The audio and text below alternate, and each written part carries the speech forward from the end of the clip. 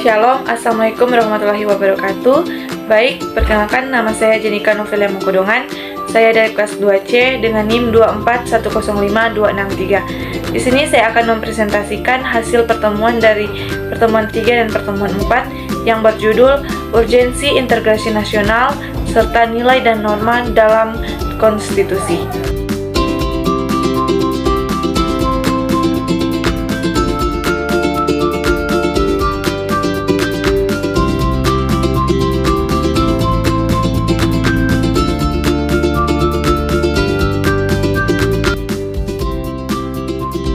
Baik teman-teman, di sini kita datang pada pembahasan yang pertama, yaitu pengertian-pengertian.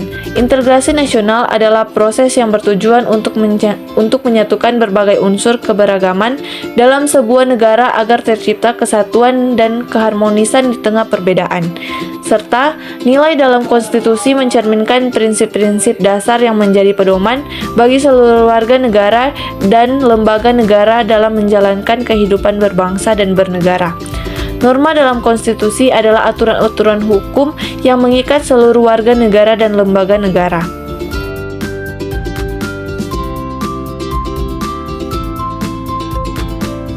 Baik teman-teman, di sini ada tantangan dan solusi yang dihadapi oleh integrasi nasional. Di sini ada beberapa poin. Yang pertama, keragaman etnis, agama, dan budaya. Ini juga seringkali menjadi sumber perbedaan yang dapat menyebabkan konflik atau ketegangan nasional. Keragaman ini meskipun memberikan kekayaan budaya, seringkali keragaman ini menjadi tantangan yang berupa diskriminasi terhadap kelompok minoritas. Dalam beberapa kasus, perbedaan ini juga menyebabkan kesulitan dalam membangun rasa saling pengertian dan toleransi di masyarakat. Yang kedua, ada ketimpangan sosial dan ekonomi. Ketimpangan sosial dan ekonomi muncul ketika ada kesenjangan besar antara kelompok kaya dan miskin. Ketimpangan ini menciptakan akses yang tidak merata terhadap pendidikan, layanan kesehatan, pekerjaan, atau kesempatan lainnya. Ya, selanjutnya yaitu radikalisasi dan intoleransi. Radikalisasi terjadi ketika individu atau kelompok menjadi ekstrim dalam pandangannya, yang seringkali melibatkan kekerasan atau sikap yang tidak toleran terhadap perbedaan. Sedangkan intoleransi meningkat ketika kelompok merasa bahwa pandangannya adalah satu-satunya pandangan yang benar dan kelompok ini akan menolak perbedaan. Yang keempat, ada politik identitas dan polarisasi sosial. Politik identitas memanfaatkan perbedaan seperti ras, agama, dan gender untuk membangun solidaritas atau pemisah antar kelompok yang dapat memperburuk polarisasi sosial. Baik, yang terakhir di sini ada perubahan sosial dan dampak globalisasi. Dampak globalisasi termasuk perubahan dalam pola pekerjaan, pergeseran budaya, dan tantangan dalam mempertahankan identitas lokal di tengah arus global.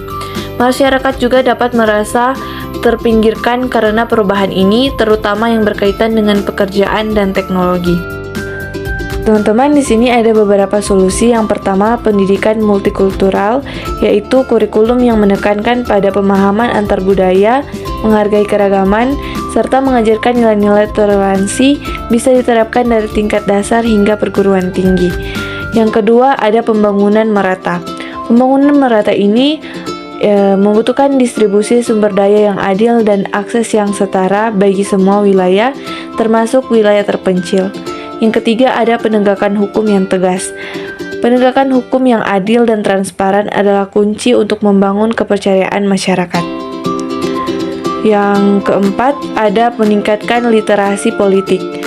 Masyarakat yang memiliki literasi politik yang baik dapat berpartisipasi lebih aktif dalam proses demokrasi seperti pemilu dan pengambilan keputusan publik. Yang terakhir, ada promosi identitas nasional. Promosi identitas nasional dapat dilakukan melalui kebudayaan, pendidikan, dan perayaan yang mengedepankan keberagaman budaya dalam kerangka kesatuan bangsa. Di sini ada tantangan dan solusi yang dihadapi pada penerapan nilai dan norma dalam konstitusi. Yang pertama, ada ketimpangan sosial dan ekonomi. Ketimpangan sosial dan ekonomi merujuk pada perbedaan yang sangat mencolok dalam akses terhadap sumber daya, pendidikan, layanan kesehatan, dan kesempatan kerja antara kelompok yang kaya ataupun yang miskin. Yang kedua, ada penyalahgunaan kekuasaan dan korupsi. Penyalahgunaan kekuasaan atau korupsi terjadi ketika pejabat publik menggunakan posisi mereka untuk keuntungan pribadi, seperti memanipulasi anggaran negara, menerima suap, atau melakukan nepotisme. Yang ketiga, ada kurangnya kesadaran dan pemahaman terhadap konstitusi. Banyak warga negara yang tidak memahami hak-hak mereka yang dilindungi oleh konstitusi, seperti hak untuk memilih, hak untuk berpendapat, dan hak atas perlindungan hukum. Yang keempat, ada tantangan dalam mewujudkan persatuan dan keberagaman. Yang keempat, ada tantangan dalam mewujudkan persatuan dan keberagaman. Keberagaman dalam hal etnis, agama, dan budaya di Indonesia atau negara manapun bisa menjadi sumber kekuatan. Namun perbedaan ini seringkali justru menimbulkan konflik sosial, ketegangan, dan radikalisasi. Yang kelima, ada pengabdian hak asasi manusia. Yang kelima, ada pengabaian hak asasi manusia atau HAM.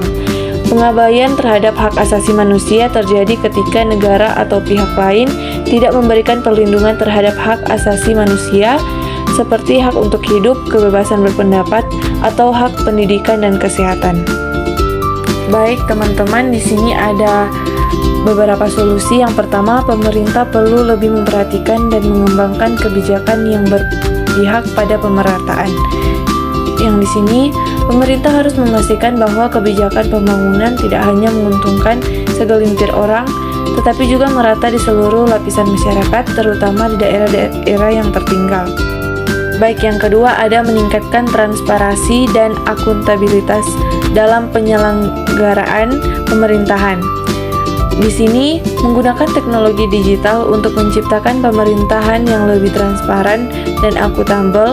Hal ini dapat dilakukan dengan sistem pengawasan yang melibatkan masyarakat dan media, serta menyediakan platform digital yang menggunakan publik untuk mengakses informasi tentang kebijakan dan penggunaan anggaran negara. Yang ketiga, di sini ada meningkatkan pendidikan konstitusi dan hukum di semua jenjang pendidikan. Pendidikan tentang konstitusi dan hak-hak warga negara sangat penting untuk memastikan bahwa generasi muda memiliki pemahaman yang baik tentang kewajiban dan hak-hak mereka dalam negara. Yang keempat, ada meningkatkan dialog antar agama dan antar budaya di tingkat masyarakat. Penting untuk menciptakan ruang bagi masyarakat di berbagai latar belakang budaya dan agama untuk berinteraksi, memahami perbedaan, mencari kesamaan. Dialog ini dapat membantu mengurangi ketegangan sosial dan membangun rasa saling pengertian serta toleransi. Terakhir, ada penegakan hukum yang tegas terhadap pelanggaran hak asasi manusia. Penegakan hukum yang tegas terhadap pelanggaran HAM adalah kunci yang memastikan perlindungan terhadap hak dasar setiap individu. Lembaga yang bertanggung jawab untuk hak asasi manusia harus diberdayakan untuk menindak tegas pelanggaran HAM dan memberikan keadilan bagi korban. Kesimpulan dari semua materi yang telah saya paparkan adalah urgensi nasional Indonesia adalah upaya untuk menyatukan seluruh elemen bangsa Indonesia yang majemuk, termasuk dalam suku, agama, ras, dan budaya, untuk mencapai tujuan bersama dalam kehidupan berbangsa dan bernegara. Nilai dan norma dalam konstitusi adalah terkandung dalam konstitusi Indonesia, terutama yang tercermin dalam Pancasila dan Undang-Undang Dasar 1945 sebagai pedoman dasar bagi seluruh aspek kehidupan berbangsa dan bernegara.